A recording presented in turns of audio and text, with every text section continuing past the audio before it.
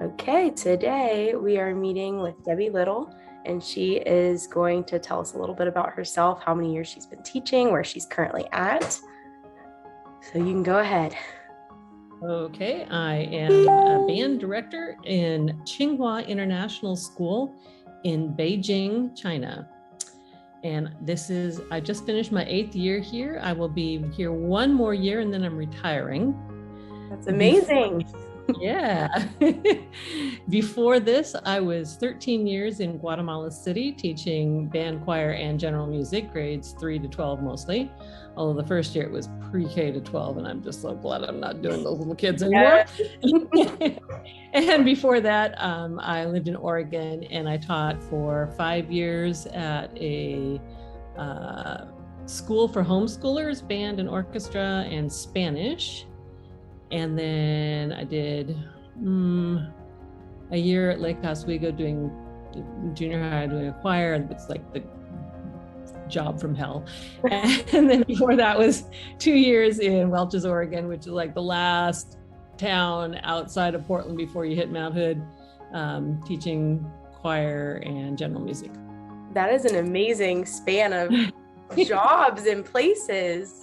Yes, it's been quite a ride, I must say. I bet. So I know today you wanted to talk a little bit about international teaching. So go ahead and just tell us about that and your experience. How I got here. Okay. So when I'm from Oregon, and in the 80s, they started putting in these tax cut measures.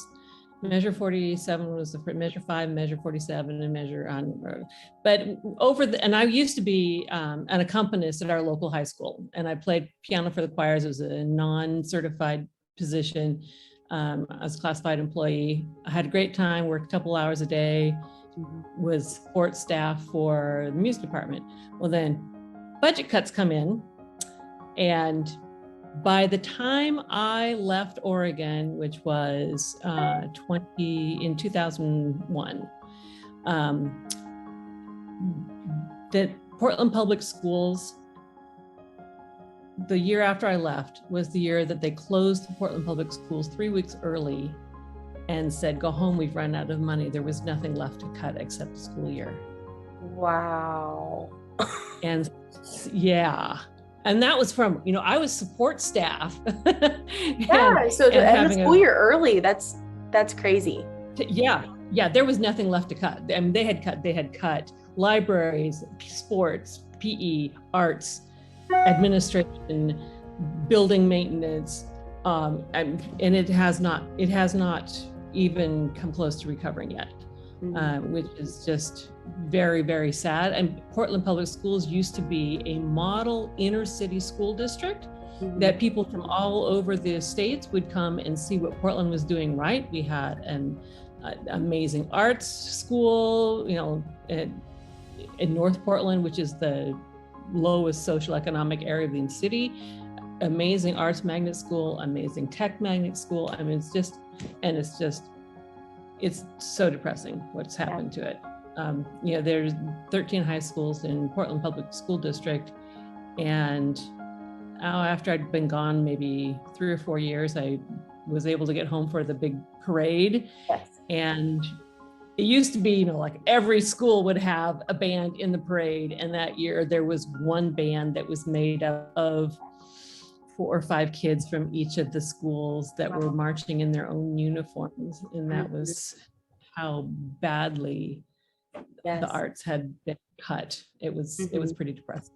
So I was talking to a couple of different friends, and one suggested international schools and the other one suggested Department of Defense schools, since they both had experience in those. And I thought, oh, well, let's take a look. Let's try it. Let's try it. So I started applying, and it was very interesting experience just going through the interview process. Yeah. I applied at, a couple hundred international schools all over the world, went to 2 different job fairs, one in British Columbia, in Vancouver, and that one was very small. There was only maybe 50 schools and like maybe 2 or 3 music jobs and 1 Spanish job, none of them full-time, and it was really small.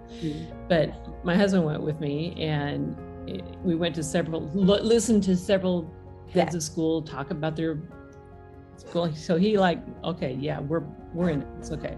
And then I went to a big job fair in Miami, which had like 150 schools and 500 teachers or more. I don't remember. It was huge. And that's where I got the job in Guatemala.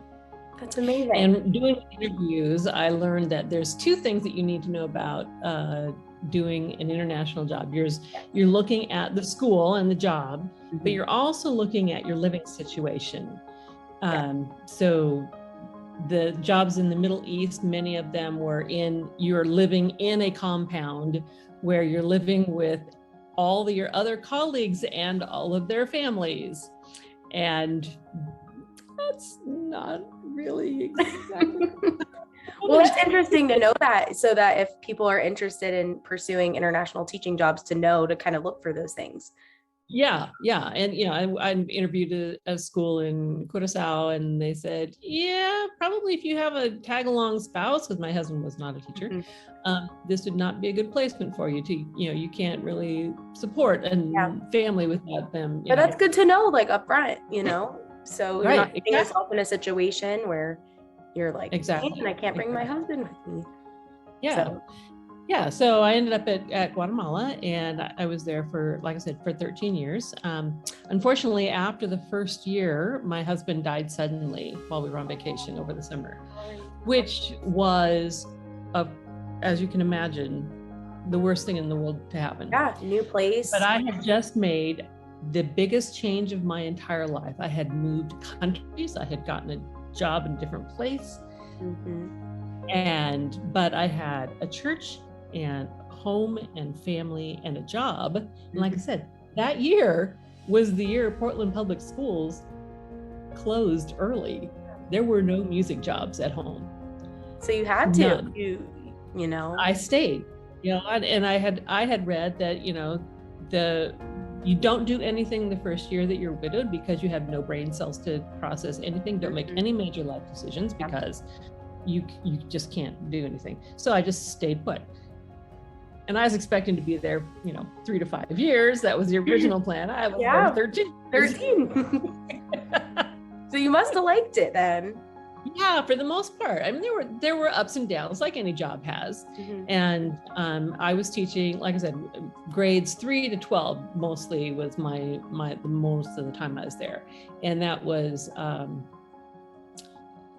general music, middle school band and choir, and then high school band and choir, and then a random, I had a guitar class one year and music theory class and various things. All of them very small classes, very international student body. I think my largest class one year was my middle school band, which had like 36 kids. And that was very, very unusual. Yeah. Usually my classes were under 20. And I remember one of my 4th grade classes had 17 kids, 14 different nationalities. Wow. That's amazing. So as a music teacher, it's really fun. I could pull music from anywhere in the world, and I would have a native speaker and that would know games, and I mean, it's such a cool situation to be in, Yeah, it was really it was fun. One year we did Are You Sleeping? Frère Jacques. And we did it in like 7 different languages. That's amazing. It's so fun for the kids to, get experience with different cultures and different nationalities in their own classroom. 14 for 17 kids. Yes. That's amazing. Yeah, it was really remarkable.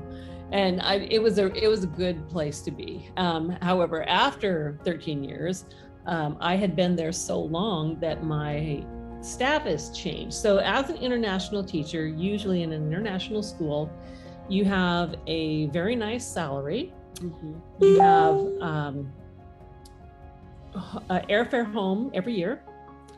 All your insurance is covered. Your rent is covered. So you don't really have any expenses. You're just teaching and breaking in the dough. So, that's good. It's a really good deal.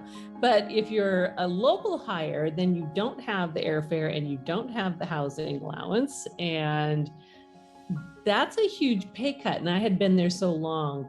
The school used to be at 8 years, you become a local hire. Yes. And they got rid of that. And so I stayed. And then at 13, then I put it back in.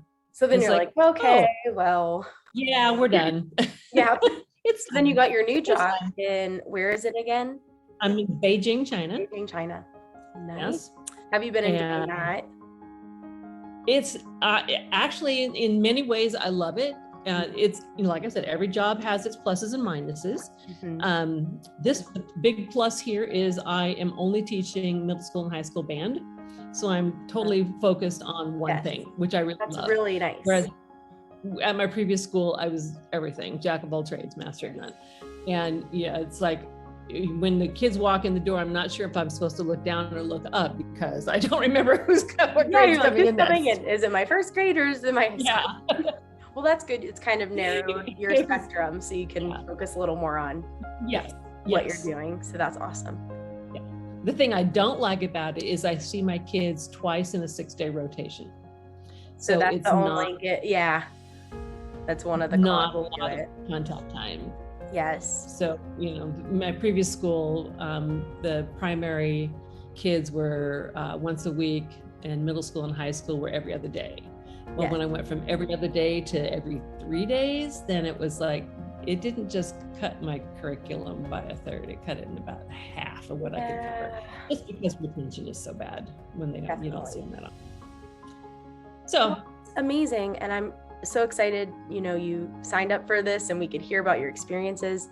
If you had to share one word of advice for new music educators, what would that be? If you're interested in teaching internationally, and I didn't know anything about it, although it's kind of funny, I was an exchange student when I was in high school to Costa Rica for the summer for 2 months. And I attended the school with my host family for a month. And it was an international school, very small, Colegio Metodista. And the music teacher there was an American, and he was doing basically the same thing I am. Cool. And so international teaching has been around for a long time. That was back in 1973. Yeah. Wow. So, and then the whole hiring process was so much more difficult now because with Zoom and internet, it's like so much easier. Yes. Just amazing. So now I'm in China, and so China has its challenges. And one of the nice things about the more well-sourced and experienced international schools is the school provides you a lot of support in dealing with the culture and the language in the country. And so both in Guatemala and here, we have amazing support staff. Not every school has that, but as a general rule, schools take care of their foreign staff very well. That's awesome. That includes visa, taking care of the visas so that you don't even have to worry about that. I don't know what the process is. I just take my passport in and give it back to me. They help, and some schools will have school-sponsored housing where they have, you show up and they take you to your apartment. It's already furnished and it has everything you need. You just unpack your suitcase. The 2 schools that I have been in, they give a housing allowance. So they help you find a location to rent and help with, signing the contracts and everything, of course, in a foreign language that you don't speak. Yeah. And after 8 years in China, I have about 200 words of Chinese. It's really pathetic. Well, it's nice to provide that support, and it's good to know that for people who are interested in pursuing this. Yes. And our support staff is truly amazing, and that's everything from meeting you at the airport, taking you, and we have on-campus housing for the first 2 to 3 weeks in the dorms before the students get there. And then they take you around looking at apartments. They help with getting bank set up, getting phone set up, getting internet set up, getting apartment rental, signing contracts and then offering language classes at the school. And if there's anything you need, you fell down and broke your arm at 11 o'clock at night. Yeah, that was me. And they come to the hospital with you, and it's like, it's just, really, truly very supportive environment, because they know they have to take very good care of them. So now I'm in China, and I've been here through COVID. I was out of the country when COVID hit, which was January 2020. And I was it hit during our Chinese New Year vacation. So the entire school basically was gone. Wow. We left. That's one of the reasons that, everybody gets into international teaching. One of the big draws is being able to travel. Mm-hmm. And you have a lot of vacations, and you're already in someplace really interesting. So you get to do the little short trips, but then they have nice long weekends or long holidays, and you just going and traveling. So I was in Vietnam when I got the word, oh yes, your flight back to Beijing through Wuhan has been canceled. And you're like, wow. Oh, okay. Yeah. I will deal with that when I get done with my trip. So I extended my vacation a few days, and did finally get transportation back to Beijing, and everything was completely locked down.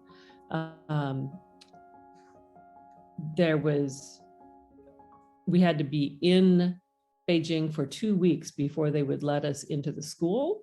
So I'm here in my apartment with my computer, and I'm trying to teach online. And the school made the decision to do synchronous classes. Yeah. So I'm teaching my classes online rather than asynchronous. And so, I had done as much research as I could in a very short time, that they were saying that, best practices was asynchronous, but I think that synchronous really actually was better for the kids. That's awesome. It was still very challenging because we're in Beijing. I am behind what's called the Great Firewall. Mm-hmm. And so internet is not stellar, to say the least. It's improved, and my speed internet speed has tripled since then. That's and awesome. I have a much better VPN since then. And that's just one of the things of doing business. But I was teaching band online with my kids scattered all over the world, wow. Most of them without instruments. It was truly challenging. So after 2 weeks here, I was able to go on campus and get instruments and stuff that I needed from school, and could come back and still teaching online. Wow. But my internet connection was so bad, I was having to type everything I said because the kids couldn't hear what I was saying. It was just terrible. And it's like, at home, I have business grade internet. If I have to teach online, I could teach from there just as easily. And I live on the West Coast, so my teaching day started at 5 in the evening and went until midnight. Well, if it was what worked for you, then but you had to worked really well. So, yeah, I found airfare Thursday night. I was on the plane on Saturday. Wow. And took 24 hours to get home. And I thought I'd be there for 3 weeks, maybe 4. I was there for 7 months. Wow. Oh my gosh. Yeah. Yes. And so getting back to China, I had to renew my visa while I was there. And because I'm over 60, I had to go through these health checks that my visa requires there. And they're like, really? You need this for what? Yeah. Oh my gosh. Yeah. Well, that's crazy. It was crazy, yes. And I got back to China October 4th. Mm-hmm. So the first quarter, basically, I was teaching. The kids were in the classroom, and I was the head on the screen. Yep. Wow. So they were all in the same room, And I was online, and my younger classes had another adult in the room, but my high schoolers were, they're on their own. So That's I perfect. taught them to conduct. Good. And since they were all in the room, okay, here's how you do it. You hold the stick, here's the Good. conducting pattern. Yeah. And now you try it. And, it was a conducting class. And so, That's amazing. it worked. Yeah. It worked. And so I got back to school the end of October because I had to do 2 weeks of quarantine when I got to China, and then another week of quarantine in my apartment. So 3 weeks total. Yes. Before I could actually get back to class. And I have not been home since. Well, good. You're still there. And I do have a couple friends who went home this summer. And like they're all crossing their fingers they'll be able to get back. China did just cut their quarantine times in half. So now you only have to quarantine for 7 days plus another 3 at home. So that's good. Yeah. That's going to get me home for Christmas, though. That would be awesome. Well, I hope you have a good time getting home for Christmas. And I really appreciate your time today in this interview and hearing about your story. And so thank you for everything. I'm going to stop our recording now and